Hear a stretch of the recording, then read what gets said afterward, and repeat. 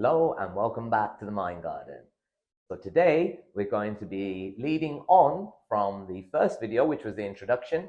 That summarized is mindscaping. Mindscaping. So remember, brain breeds mind. And that mind requires mindscaping. That takes place whether you like it or not.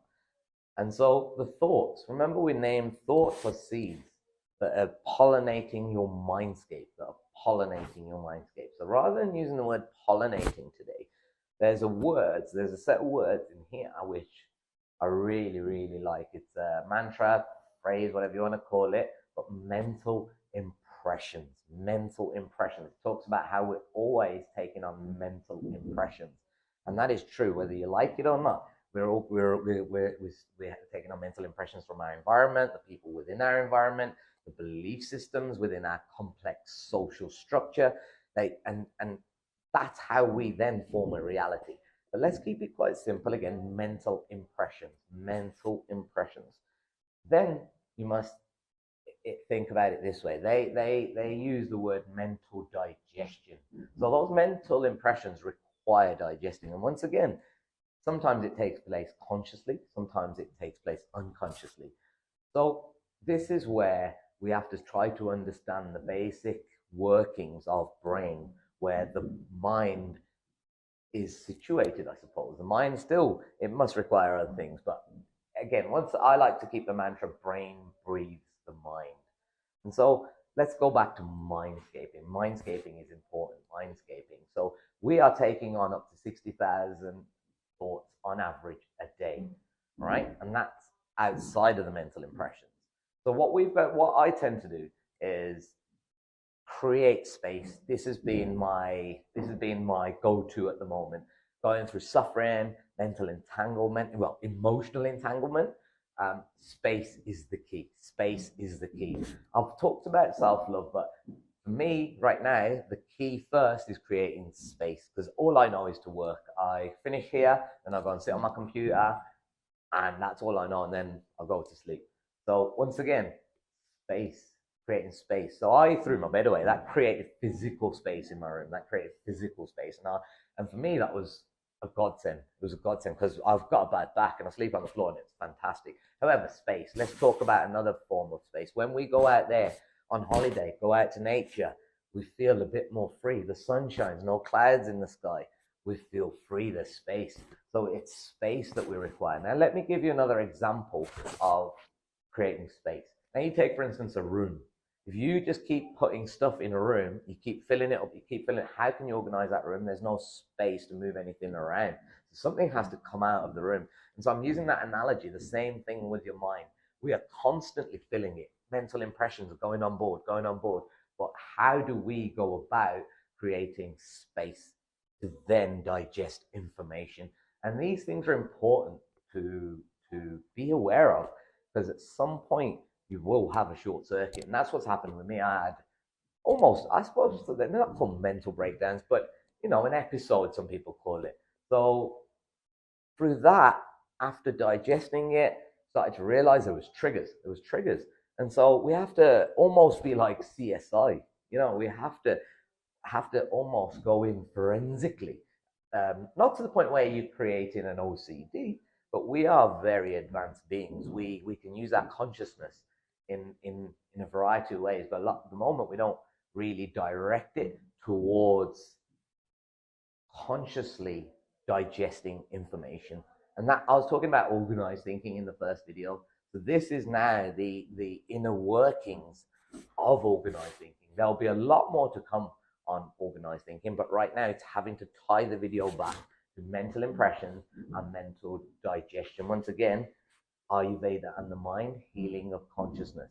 And it is fantastic. It's given me a lot of other mantras from here. But right now, I just want you to think about those mental impressions and how they affect you. There's a saying out there that you're a reflection of the six most influential people in your life. Your personality is a culmination of the six most influential people in your life. And I like that idea, because I've almost become, you hang around with somebody and you start having their mannerisms, you walk like them, you talk like them, It's so easy. We are impressionable beings. So what's important is to realize that, is that your authentic self or is it a cultivated self?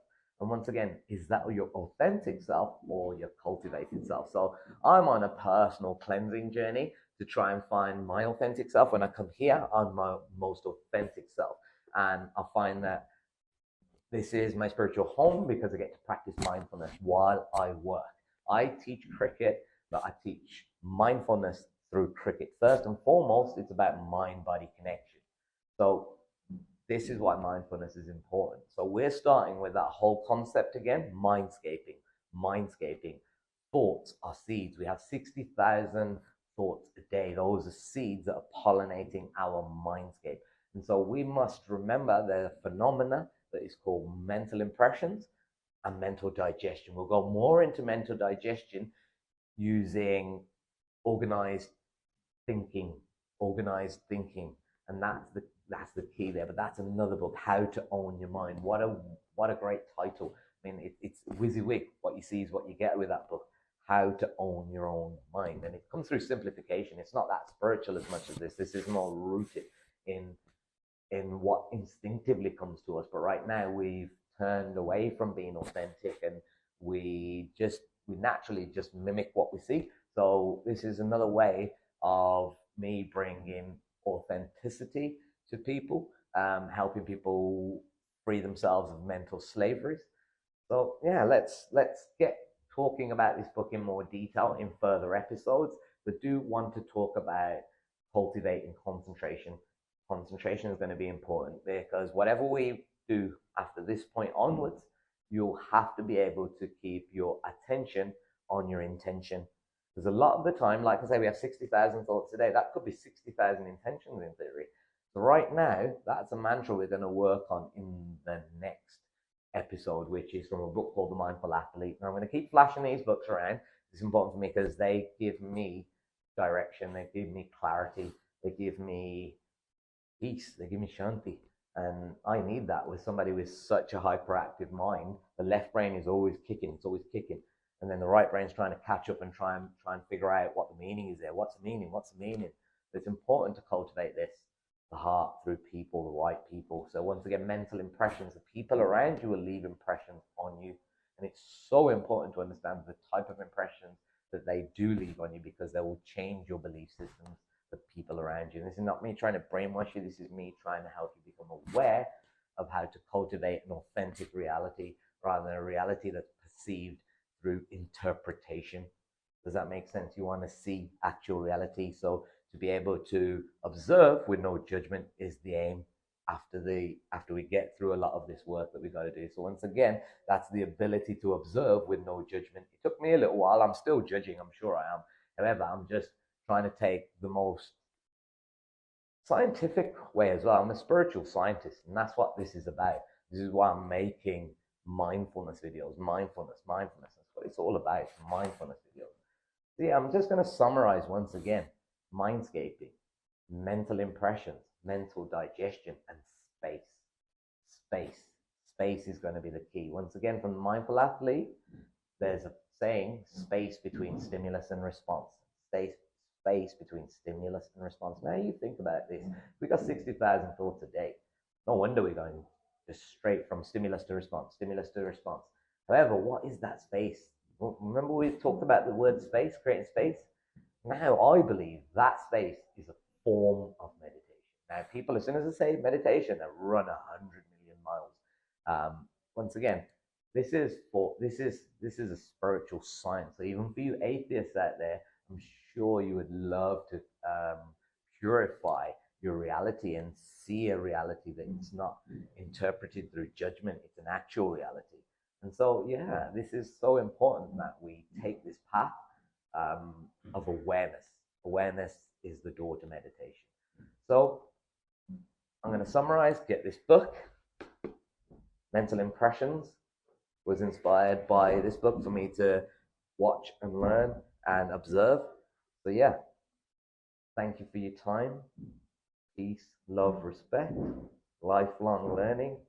And please share the video. If you like it, share it. It's a resource. We're trying to unite the tribes. We're trying to heal heal our collective consciousness, heal our own consciousness. That's the aim, just through mindfulness.